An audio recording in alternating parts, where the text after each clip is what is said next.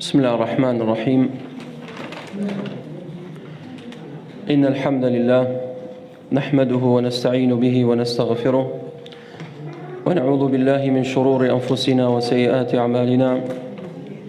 من يهده الله فلا مضل له ومن يضلل فلا هادي له. أشهد أن لا إله إلا الله وحده لا شريك له وأشهد أن محمدًا عبده ورسوله صلى الله عليه وعلى آله وسلم. ثم أما بعد، السلام عليكم ورحمة الله وبركاته. خوشحاڵم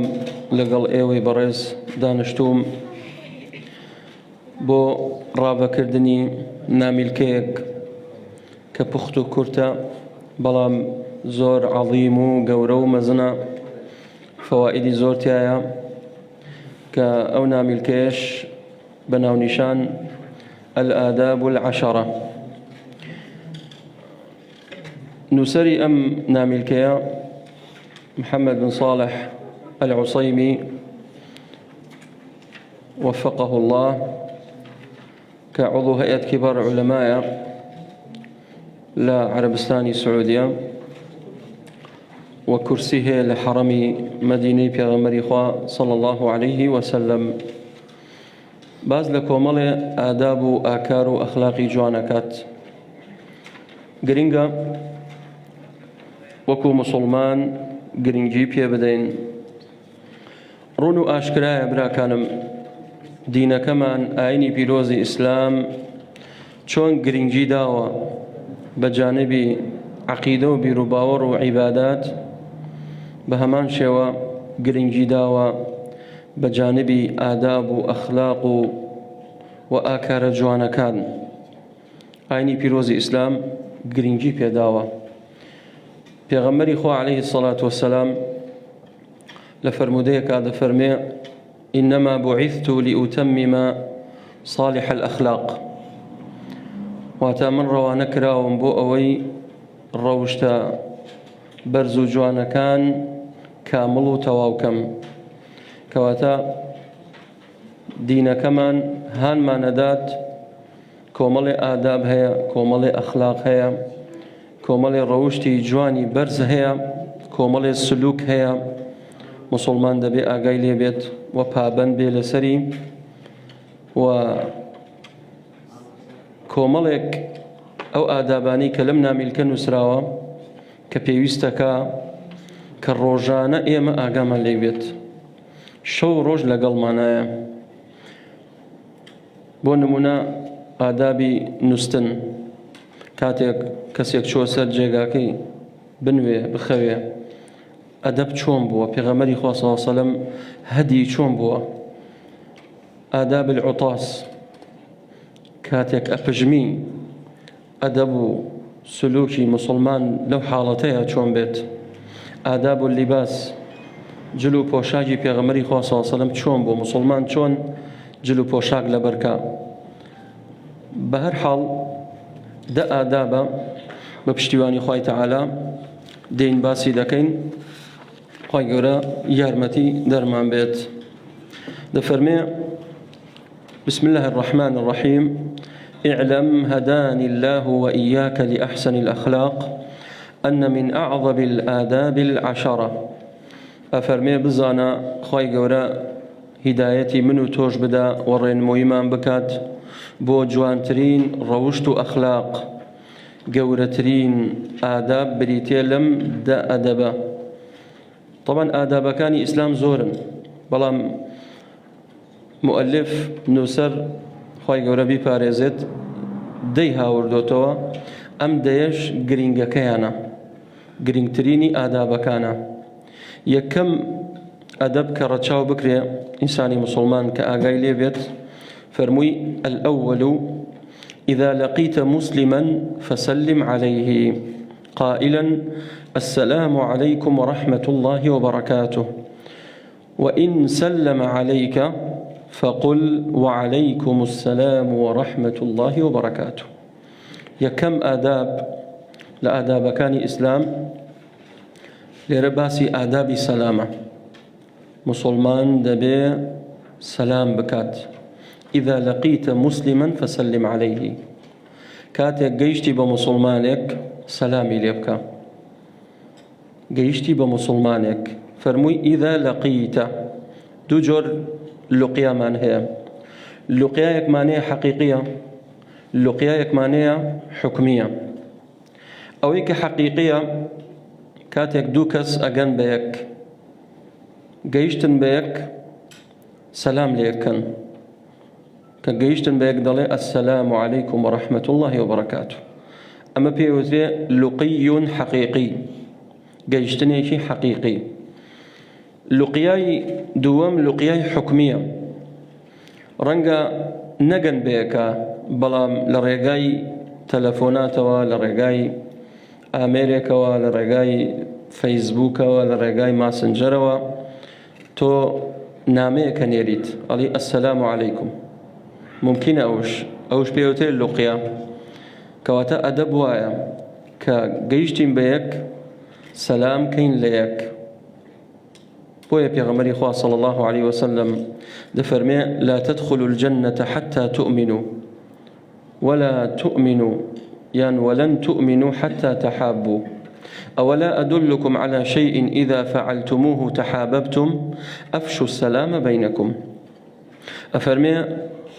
سين بخواي پروردگار والله ناچنا بهشتوا تاكو إيمان نهينا كواتا إيمان من هبو توحيد من هبو أو جا خواي قورا إيما دكاتا بهشتوا ولا تحابوا پیغمبری خواه صلى الله عليه وسلم فرموي ولا تؤمنوا حتى تحابوا وإيمانتان كامل نية وتواو نية هتاكو يكتريتان خوش نبيت أي بيتان رانا قينم وسيليكتان فير نكم أجر إيو بابن بن لسريو دستي بيو بقرن خوشويستي وتبايو برايتي لناوتانا زيادة أفشوا السلام بينكم فرموي سلام كان ليكتر بويا رحمتي خواهي قولتان ليبيا سلام بلاو كنوا چونك السلام اسم من أسماء الله تعالى ناوك لنا وكان خواهي پروردگار يشل علامات روج قيامت إن من أشراط الساعة تسليم الخاصة پیغمبر خواه صلى الله عليه وسلم فرمي لعلامات روج قيامت وكوتايهنان الدنيا أو خلقانك بيدا دبن تسليم سلام لجماعتك خوانك بس سلام لجماعتي خوانك بويا إنساني مسلمان ما دام جيشت بمسلمان أي ناسي ناي ناسي سلامي ليبكى رسول الله عليه الصلاة والسلام فرمي سلم على من تعرف ومن لم تعرفه سلامك لو كسيك دي ناسي أو إيك ناي ناسيت نقبلي والله ملا جماعتك منا أو جا سلامي ليكم يان أمل حزبك من أنجا من سلامي ليكم يان أمل بن مالي من لعشيرتي من نابي مسلمان وابت بلكو دبي إنما المؤمنون إخوة إيمان داران برا يكترن كما دام براتا مسلمانا بالا قومك يتون بي بالا ولاتك يتوجن بي با كسيشي غريبش بي ما دام مسلمانا سلامي ليبكا مسلمانا حقي لسرتا أبي سلامي ليبكيت فرموي إذا لقيت مسلما فسلم عليه أم قيد مهمة كواتاك مسلمان بو سلامي ليكا إيقر كافر بو سلامي لناكم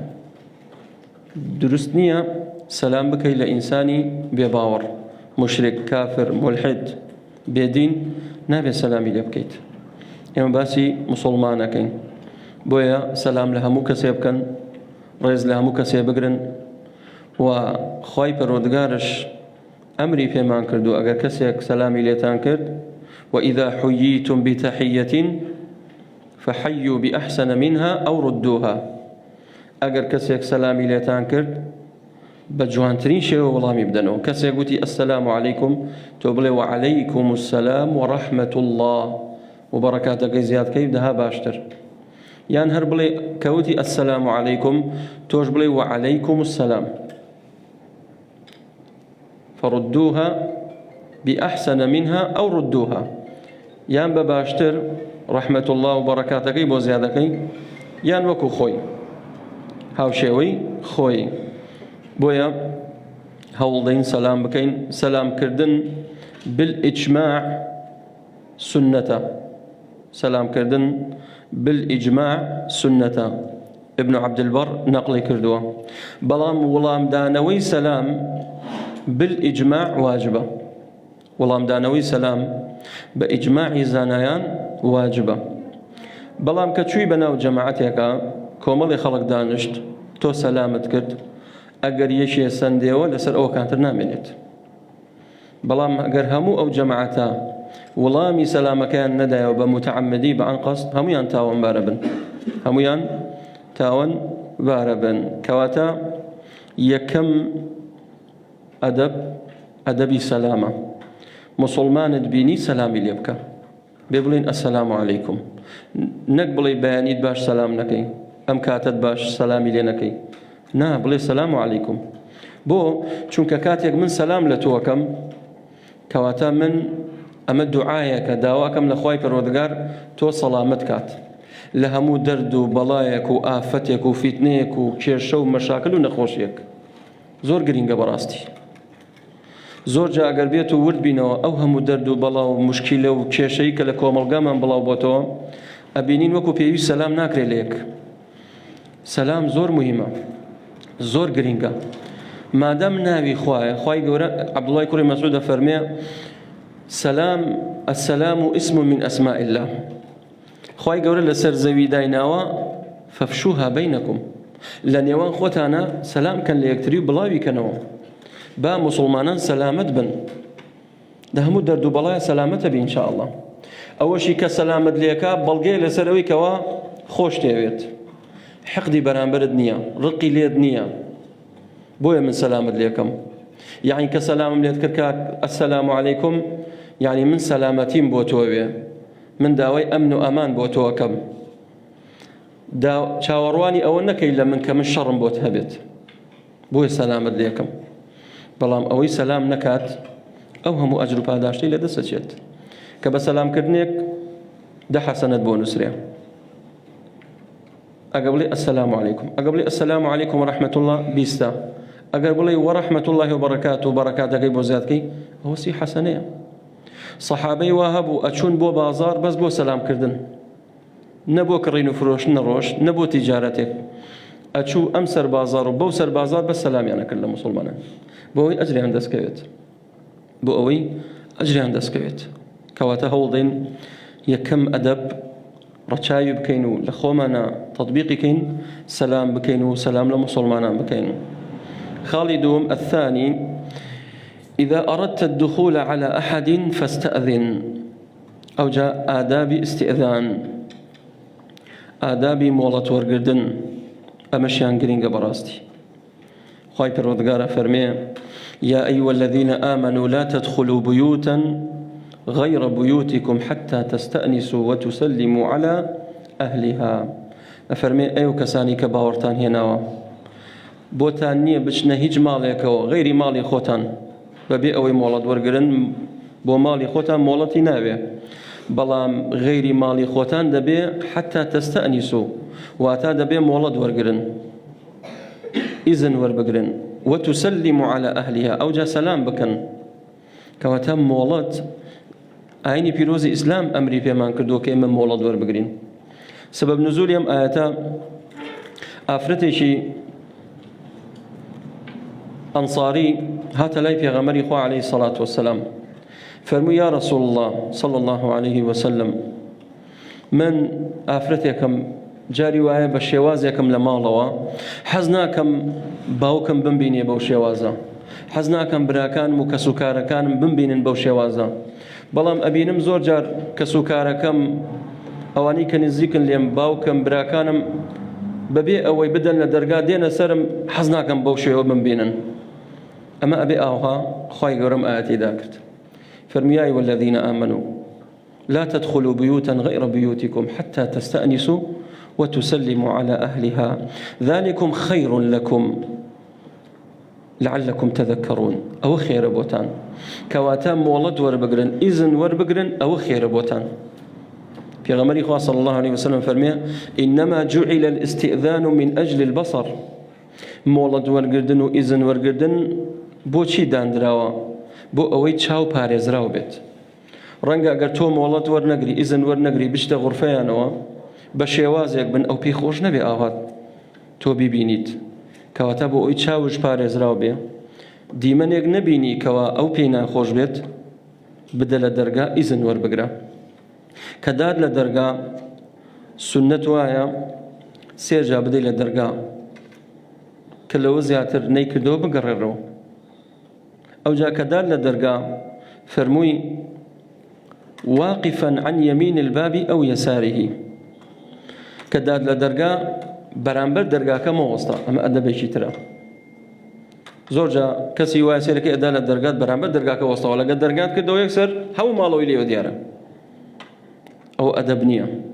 داد لە دەرگای هەر ماڵێک یان لای ڕاست بگرە یان لای چەپ بگرە بەڵام کە تۆ بەرامبەر دەرگاکە بوەستی ئەوە دروست نییە و حديثي صحيحي لسرى فرموي واقفا عن يمين الباب أو يساره فإن أذن لك دخلت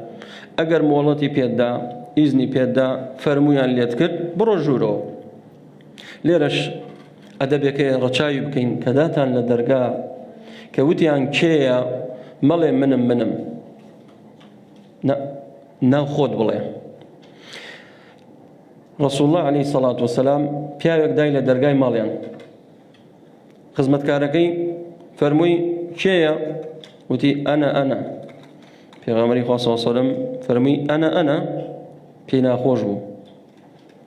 کەریهە زۆری پێ ناخۆش عەیم قسەی چییە ئەنە تعریفی خۆت کە بۆ نمونە من محەممەدم بیکەنەوە من ئەحمەدم ئیتر بزان بەچی ناسراوی لەو ماڵە بۆ خۆت بناسێنە بۆی کابراش دڵنیا بێت بەڵام کە تۆڵی منم ئەوە ئەدەب نییە لە کاتی مۆڵەت وەرگردنە یان لە دەرگادان دەبێت تعریفی خۆت بکەیت فەئین ئەذینە لەکە دەخەلتە کە ئیزنیان پێتدا ئەو جا چیتە ژوورەوە خوای تعالی فەرمێ فإن لم تجدوا فيها أحدا فلا تدخلوها حتى يؤذن لكم وإن قيل لكم ارجعوا فارجعوا هو أزكى لكم ئەگەر داتان لە دەرگای هەر ماڵێک هەل خۆتانە مەڕۆ نەژوورەوە کەسی لێ نەبوو مەچ نەژوورەوە ئەگەر کەسشی تیا بوو مۆڵەتیان پێتاندا حتا یؤذەنە لەکم مۆڵەتیان پێتاندا فەرموو وەرنە ژوورەوە بڕۆ ژوورەوە ئەو کاتا چیتە ژوورەوە وئین قیلە لەکە ئرجع فەرجع ئەگەر داد لە دەرگا کابرا هاتە دەرگا یان تەلەفۆنت بۆی کرد عزری هاوردەوە مەجالم نییە ئیشمێ نابێت دڵگران بیت بگەڕێڕەوە خوای تعالی فەرمێ وإن قيل لكم ارجعوا فارجعوا هو أزكى لكم أو باكية بو إيوة أو باشترى بو إيوة أو خيرترى بو إيوة كي أو بقرينوا نقبلي والله فلانا كز رزي اليوم نقرت أو خو من دام لدرجة شو ما بوي سري لي بدن بلام أو رزي اليوم نقرت درجة اليوم كردوا له والله داوي لي بردنكم نبي بيدنا خوش بيت صحابي وهبوا أي فرموا والله يم آياتا زورم بي خوش بو تطبيقكم ئەچووم ئەمدا لە دەرگای زۆرێک لە ماڵان لە سەحابەکان بەس بۆ ئەوی پێم بڵێن بگەڕێڕەوە بۆ ئەم ئاەتە تەطبیق بکەم بەڵام کەس پێمی ناوت بگەڕێڕەوە ئەویست ئەم ئاەتە تەطبیق بکە بۆی نابێت دڵگران بیت ڕەنگە ئەم پیاوە عوزرێکی هەبێ مشکلێکی هەبێ کێشەیەکی هەبێ تۆ چوویتە بۆ لای تەلەفۆنت بۆی کردا یان جوابتی نەداوەتەوە تۆ دڵگران مەبە لە یەکسەر عوزری بۆ بێنەوە بۆ ئێوە ئەدەبە بەڕاستی دەبێ ڕەچاو بکرێت و خوای تعالی لە بابی ئیستئذانە باسی مناڵانمان بۆکە ئەبێ مناڵەکانش ئاگادار بن خوای تعالی فەرمیایە والذین آمنوا ليستأذنكم الذين ملكت أيمانكم والذين لم يبلغوا الحلم منكم 3 مرات ئەفەرمێ ئەو کەسانی کەوە خزمەتکارتانن لە ماڵەوە خزمەتکارەکانتان و ئەو مناڵانەشی لەم یەبلغوا الحلم منکم کە هێشتا باڵغ نەبوونا لە 3 کاتدا عەورەتە دەبێ مناڵ ئیزن وەربگرێت لەو 3 کاتە نابێ بچنە سەر دایک و باوکیان خوای تعالی فەرمێ من قبل صلاة الفجر بەر لە نوێژی بەیانی مناڵەکان دەبێ ئاگادار بن هەمومان دایک و باوکمانەیە لەم 3 کاتەیە نابێ بچنە ژووری دایک و باوکتان ئیلا بێ ئیزن وەربگرن بدەن لە دەرگا كإذن بيتان دا أو جاش نجورو فرموي من قبل صلاة الفجر برلن يجي بأني دوي شوا سي شوا دايكو باوك لغرفي خويا سراحتي خويا أنا تو يكسر من الجورو أو جا فرموي وحين تضعون ثيابكم من الظهيرة لكاتي نيوروان كإنسان جلي خوي دا كانت سراحتك أتيت غرفي خوي ألو كاتشا أبي إذن وربقرن نابي ملنا غرفي دايكو باوكتان سيمش فرمي ومن بعد صلاة العشاء لدواي نيجي عشاء كإستاك بدواوا كبويستان سرداني دايكتان كان باوكتان كان لغرفي خويان بون يكسر مش لغرفة كانوا برون إذن وربقرن بدلنا درقايان أو جاء مولتيان بيتان دا إذنيان بيتان دا أو جاء برون الجوروا خوي تعالى فرمي 3 عورات لكم أو سيكاتا كاتي إسراحة عورتا إنسان رنقا جليدا كان بيت إسراحة يبقى بوي لا يقني يكسر بش نجوروا الثالث أدب شتر أدب الأكل والشرب أفرمي سم الله في ابتداء أكلك وشربك قائلا أجا شوي تسال سفري خواردن دبي أقداري أم أدبش بين شوي تسر خواردنكت سرتا دبي بسم الله بكيت لبيرتان نتشت بسم الله آية الرحمن الرحيم إلى قلبيت هندي لزانايان لوانا إمام النووي لوانا ابن تيمية رحمتي خواهي قولي لي بأفرمي أجا الرحمن الرحيم شيبو زياد كان آسايا بلام ابن حجر عسقلاني لفتح البارية فرمي وباشترو كاملترو تواوتر أويك واكتفاء قيم بحديثك بيغمري خاصة صلى الله عليه وسلم بجنج شيود لسر سفر أبو فرمي سم الله بسم الله بك ني بسم الله الرحمن الرحيم كا يعني هردو أجا كسيك بلي بسم الله الرحمن الرحيم هردو رستا بلام كامي أفضل ترو كامل ترى أوي اكتفاء كين لحديثك قبلين بسم الله عليهم بسم الله كبسم الله ما نكر في ابتداء أكلك وشربك لسرتا إيجر لسرتا لبيرم شو لأن أوراستي خوارنك بسم الله تبيرم نموتوا في غمري خواه صلى الله عليه وسلم فرمي هركسك لسرتاي نان خواردن بسم الله لبير شو لأن أوراستي هات بيري أو بابله بسم الله على أوله وآخره بسم الله على أوله وآخره ئەگەر لێ بوویتەوە لە خواردن بسم الله نەکردووە وا خەریکە لێ بوویتەوە لە خواردنەکە وتت الحەمدولله و بسم الله هاتە بیرت ئەبێ بڵێن بسم الله زانانە فەرموون کە مادەم لێ بوویتەوە لە خواردن نابێ بڵێ بسم الله بسم الله بۆ سەرەتای خواردنیان لە ناوڕاست بەڵام کە لێ بوویتەوە بسم الله ناکەیت بەس حەمدولله کاکەی حەمد و سەنای خوای پەروەردگار ئەکەیت في أكلك وشربك لە خواردن و خواردنەوەش پێویستەکە هەر خواردنێکمان خوارد هەر خواردنەوەیەک چاک و پاک و حەڵال بسم الله لەسەرکە بۆ ئەم بسم الله بۆ چیە بۆ تەبەڕوکە بۆ ئەوەی تەبەڕوشی تیا بکەوێت خواردنەکەت بەرەکەتی تیاکەوێت خواردنەوەکەت بەرەکەتی تیاکەوێت بۆیە لە بیری نەکەن وەکول بیەمینیکە ئەدەبێژێتر ئەوەیە بەدەستی ڕاستت نان بخۆ پێغەمبەری خوا صلی الله عليه وسلم لەسەر سفرە بوو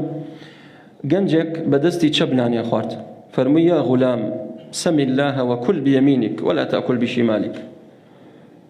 بەدەستی ڕاست نان بخۆ بەدەستی چەپ نان مەخۆ فەرمووی یا رسول الله ناتوانم فردد مرارا دووەم جا سێم جا بۆی دووبارە کردەوە فەرمووی ناتوانم پێغەمبەری خوا صلی الله عليه وسلم فەرمووی لا استطعت قەت نەتوانی هەڵی بڕیت بۆیە کاتێک ئەم گەنجە یەکسەر دەستی ڕاستی تووشی شەلەل بوو فەرمی هەتا مرد نەیتوانی دەستی ڕاستی بەرزۆکە پێغەمبەری خوا صلی الله عليه وسلم دوعای لێ کرد فەرمی ما منعه إلا الكبر هیچ شتێک ئەم گەنجەی مەنع نەکرد إلا تەکەبر نەبێ بۆیە هەندێک کەسێ سێرەکەی چەپەلیە نانەخۆ ئاوخۆ دروست نییە کە پێشی ئەڵێیت برا شەرینەکەم بەدەستی چەپ نان مەخۆ ئاو مەخۆ فإن الشيطان يأكل بشماله شيطان بەدەستی چەپ نان و ئاوخۆ ئەڵێ وەڵا ناتوانم تازە من ڕاهاتمە نا ئەتوانی خۆت ڕابێنیت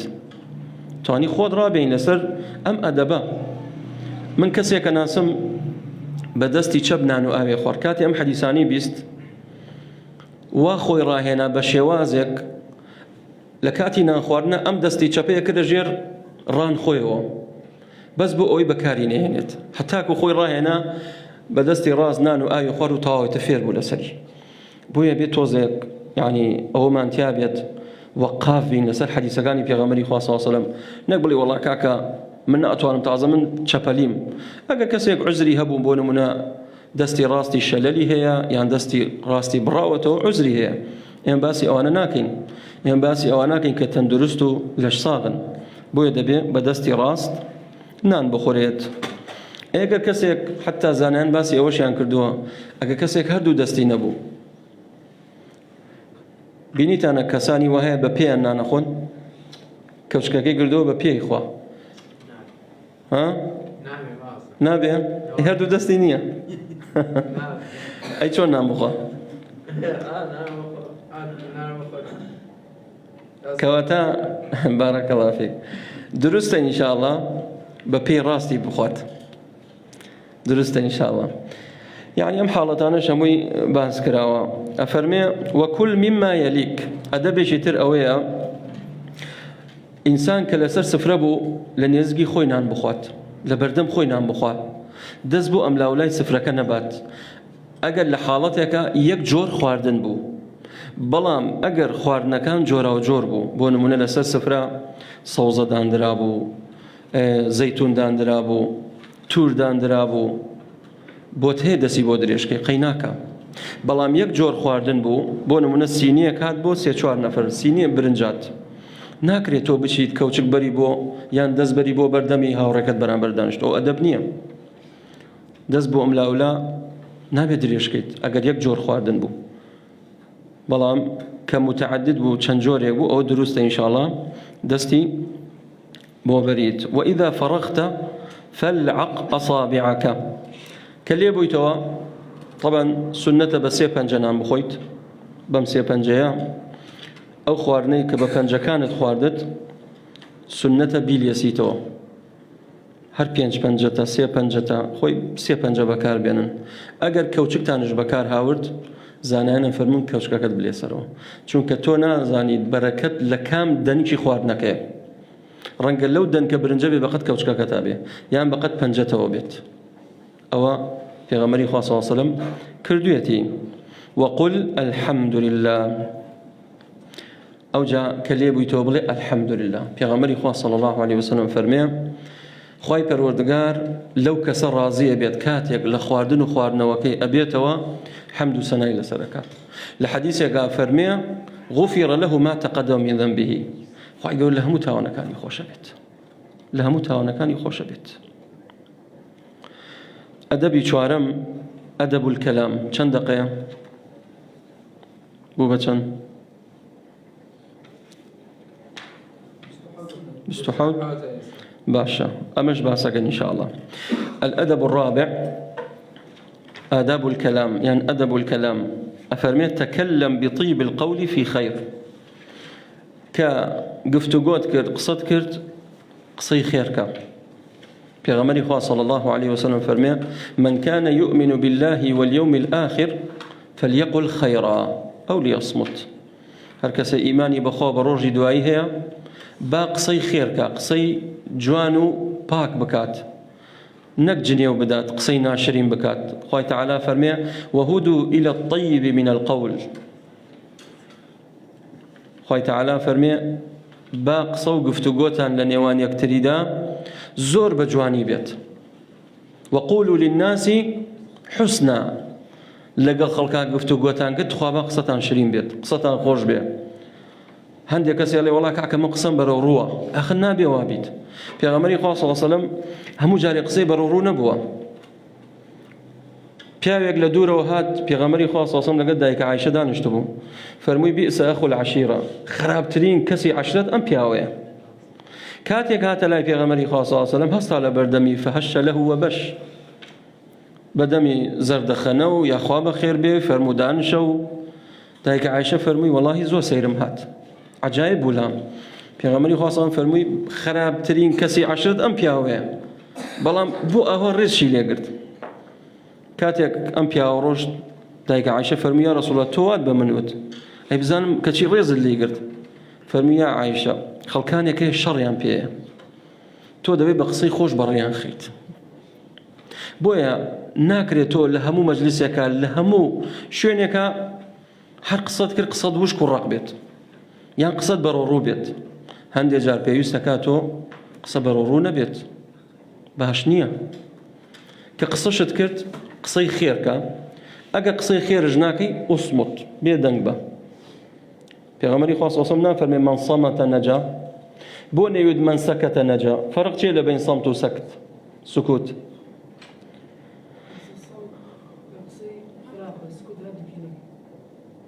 صمت لقل سكوتا كاتك لم اسكت يعني لا تتكلم لا في الخير ولا في الشر او معناي سكوتا بلام كلم اصمت يعني لشر بيدنب بلام لخيرا بيدنب مبا فرمي من كان يؤمن بالله واليوم الاخر فليقل خيرا او ليصمت كواتا خير بلا إنسان نابي لهم مجلسك والله بيدنقم هندي كسي سبحان الله ديت مجلسكش دا عن شيء حيش خسناكات إن خير نشر أوجنا قصي خيرك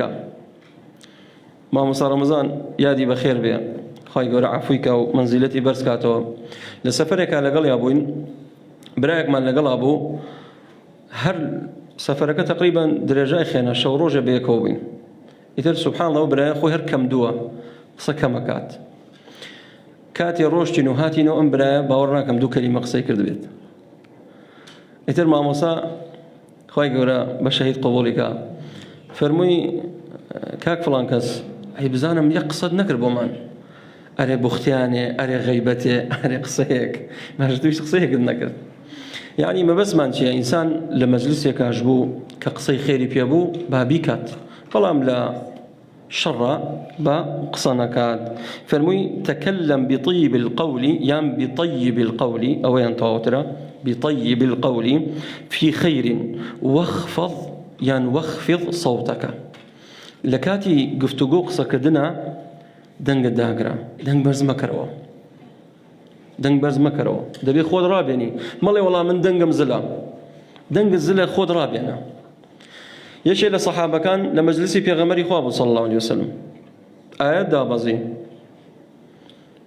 لسورة حجرات أو كواباسي رفع صوتك آياتك شيء إن الذين يغضون أصواتهم عند رسول الله أولئك الذين امتحن الله قلوبهم للتقوى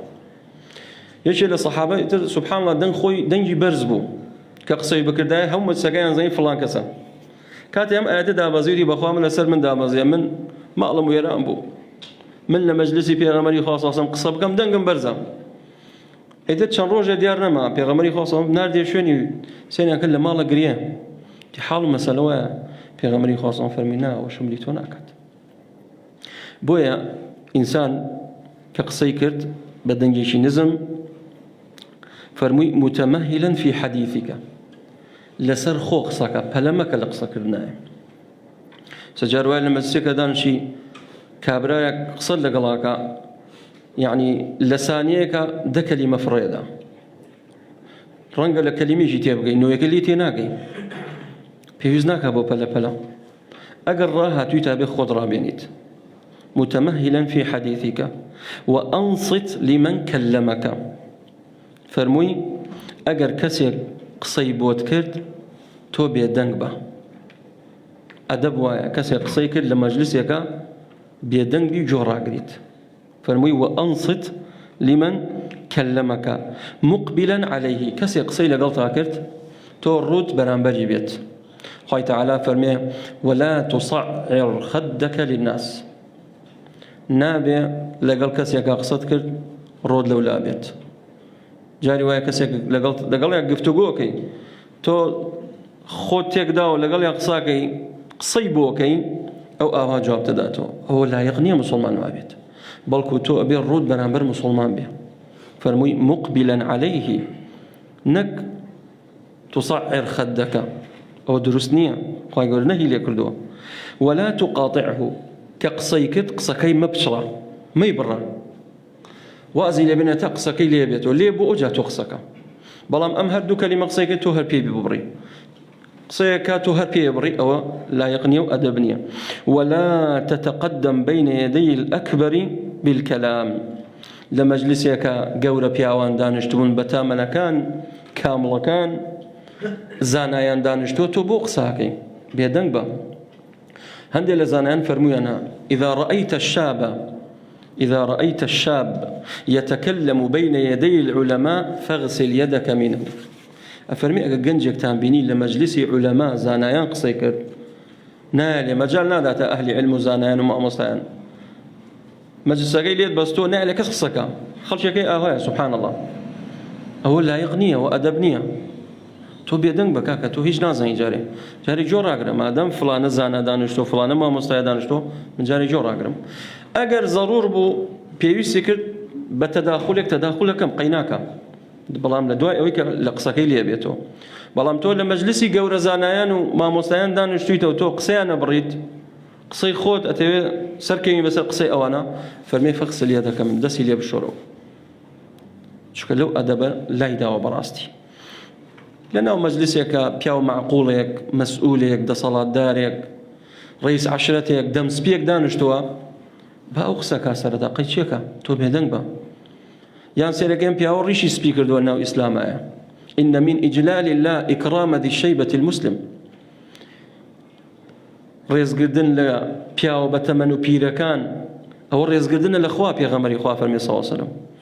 ئەیکە ڕێز لەوانە نەگری ڕێزی لە خواش نەگردووە لە مەجلیسێکە پیاوە بەتەمەنی اختیار بە ساڵات و ڕیش سپی دانیشتووە ڕێزی لێ بگرە نەک تۆ ئیهمالیکەی هەر تۆ قسەکەیت و مەجال نەدەیدە کەسی تر بۆیە ئەوش لایق نییە دەینە خاڵی پێنجەم باسەکەین دوای دەدەقەی ئیسراحەت دەکەین و پێنج خاڵەکەی تر باسەکەین ئەفەرمێ إذا أتيت مضجعك فتوضأ ئەمش ئەدەبی نەومە ئەدەبی خەو نووستن کاتێک چوویتە سەر جێگاکەت مضجعك يعني محل النوم ليلا مضجع بەو شوێنە ئەوترێت کە بە شەو ئەچیت سەر جێگاکەت بۆ ئەوەی بخەوی شەو فتوضأ دەستنوێژ هەڵبگرە دەستنوێژ هەڵبگرە فەرمووی ونم على شقك الأيمن لسر لا رأس قل أعوذ برب الفلق قل أعوذ برب الناس واجمع كفيك كخوين توا فرموي وانفث فيهما أو جا فوي بيبكى فرموي واتلو آية الكرسي مرة واتا يكجار آية الكرسي أخوانيت فرموي واجمع كفيك هردو دستت آوا كوكيتو چون دعاكيت هەموو من دوعاکەین سوپاس بۆ خۆی گەورە یەکێ لە ئادابی دوعا ئەوە بێت دەست کۆکەیتەوە پێغەمبەری خۆسەڵام ئاوا دوعای کردو ئاوا دەست کۆکەرەوە واجمع كفيك واقرأ فيهما سورة الإخلاص والمعوذتين سورة إخلاص بخوانن قل الله واحد سورة فلق سورة ناس خوانتوا وانفث فيهما نفخ مع ريق لطيفة ئەوەیە کە تۆ فووی پێ بکەی لەگەڵ فووەکەیە تەڕی لەگەڵا بێت لەگەڵ فووەکەیە تەڕی لەگەڵا بێت فوو بکەیتە ناو دەستایە لە دوای خوێندنەوەی سوورەتی ئیخلاص فەلق ناس ئەوجا فووی پێ بکەی لەگەڵ فووەکەیە تەڕی لەگەڵا بێت وامسح بهما ما استطعت من جسدك ئەوجا لە پاشاندا هەموو جەسەدت ما استطعت ئەوەی دەستت پێ بگا بەلاشەتە مسحي بيابك وبيسرة تفعل ذلك ثلاثا سيجار أماك يعني شون دستت كوكر دوا صورة إخلاص تخوينا فلق وناس تخوينا أو جا فوت بيكرت أو جارية كم أو جا دستت كوكيتو صورة إخلاص صورة فلق وناس فوت بيكرت جاري دوم جاري سيمش بوشيوي واجمع كفيك تفعل ذلك ثلاثا سيجار دووبارەیەکەیتۆ سێجار دووبارەکەی ئەحادیثی مەسح بۆ گیان بەس لەم شوێنەیە وارد بووە ئەوەی کە ئێستا ئەیبینین لە پیاوە بەتەمەن و اختیارەکان یان هەندێک موسڵمان ناحاڵی بەداخەوە سێرەکەی لە دوای نوێژە فەرزەکانە ئاەت الکورسیە خوێنەیە یەکسەر چیەکە ئاوایەکەکە نازانم بینیتانە ئەر ئاوایەکە کە ئەوە نییە بۆیە سنەتە لەکوێ بخوێندرێت کاتێک چوویتە سەر جێگاکەت بۆیە زانایانە فەرموون لەگەڵ نەناو هەموو بیدعەیەکە سنەتێکی تیان مردووە هەر بیدعەیەک هەڵی دەرەوە سنەتێکی تیان مردووە ئەو بیدعەیە کە لەوەیە کە لە دوای نوێژە فەرزەکان سنەتە لە ناو جێگاکەت بیکەیت کاتێک شەو ئەچیتە سەر جێگاکەت بخەویت بۆیە ئەمە با تەطبیقی ئینشاءالله بۆ ئەوەی بەرەکەتی ئەو قورئانە بێتە ناو لاشەمانەوە تا ئێرە بەس بێ ئینشاءالله 5 دقەی تر ئەو 5 خاڵەکەی تر باسەکەین 5 ئەدەبەکەی تر داواکەم لە خوای پەروەردگار بە ناو جوانەکانی و بە صیفاتە بەرزەکانی ڕەحم بە حاڵمان بکە ئەخیری هەموو لایەکمان خێرکە وصلى الله وسلم على نبينا محمد